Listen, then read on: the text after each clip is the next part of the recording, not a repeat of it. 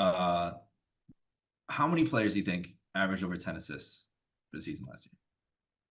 Uh, I feel like it was only Halliburton. That crazy? It's only Halliburton. Yeah. And we didn't have Harden. It was the usual company the year before would have been Harden, Halliburton, Jokic was almost there, and I'm forgetting another Doncic name, was but almost there too. Doncic was almost there. But having a guy who's averaging 10 assists or almost 10, it's tough. Like that number when you're like assessing a team after you drafted or in the middle of the season, you're like, I'm not getting enough. It's tough to get those assist guys. And the value of a guy who's going to consistently give you almost 10 assists a night, you see pretty much most of those guys going in the top 5, 6 rounds, at least pretty much usually in the top three rounds. Chris Paul is ranked 103 right now. And we've seen a couple highlights. They're just highlights. That's why I didn't include it with premonition or preseason because it's too soon. Maybe I should have. But if Chris Paul, with his vegan diet and his ageless body that he seems to be working with, I think the change for him from the Warriors to the Spurs is opportunity. He gets opportunity. He gets to be the engine of this team. He gets to be the conductor, rather, of the engine that is Wembanyama. Unless you're going to get some crazy showing from Stephon Castle, unless you're going to get a huge season from the lesser Jones brother, he is the only real playmaker for this team that wants to compete, and he's going to play those minutes. If Chris Paul is putting together a 15-9 season, nay, a 15-10 season, if Chris Paul is a 15 point per game scorer, 10 assists player, if he's still hitting that three, is he not a top 60 player?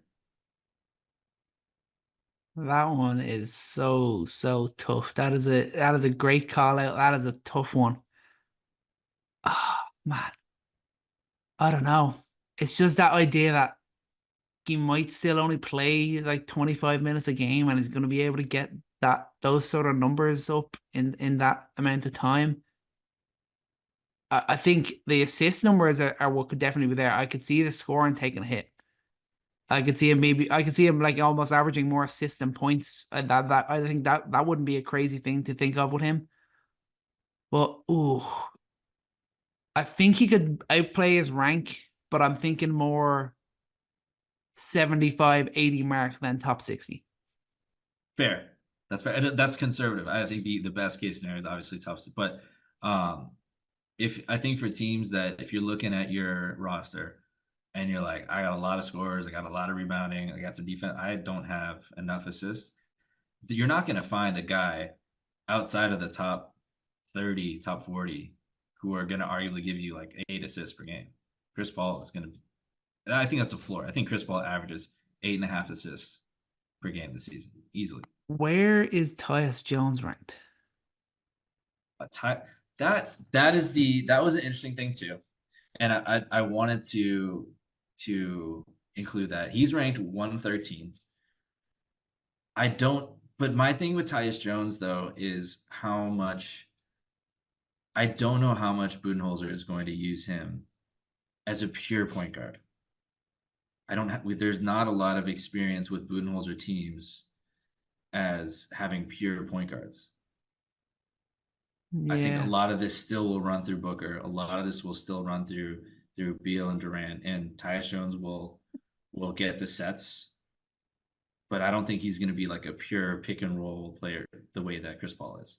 I'm not sure, and I'm still picking Tyus Jones. I think that's a great if you need to fill in your point guard spot, like that is a great pick.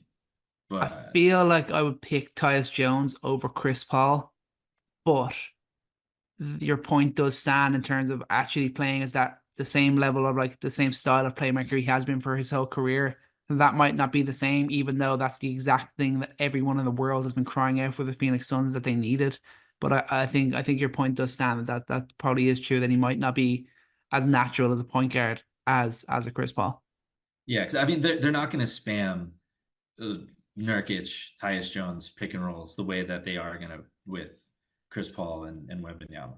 Yeah, And that's you're, fair. you're gonna have you're gonna have way more looks like that. And obviously, Chris Paul's not gonna run every single play. He's not gonna be the finisher on every single play, but I think he's going to get more opportunities than a guy like Tyus Jones. But fair, I mean, fair call out. I thought about it as well, but I think I have more questions about how Budenholzer and the Suns are going to use Tyus Jones in that system than I do with Chris Paul and what they're definitely going to do there in San Antonio.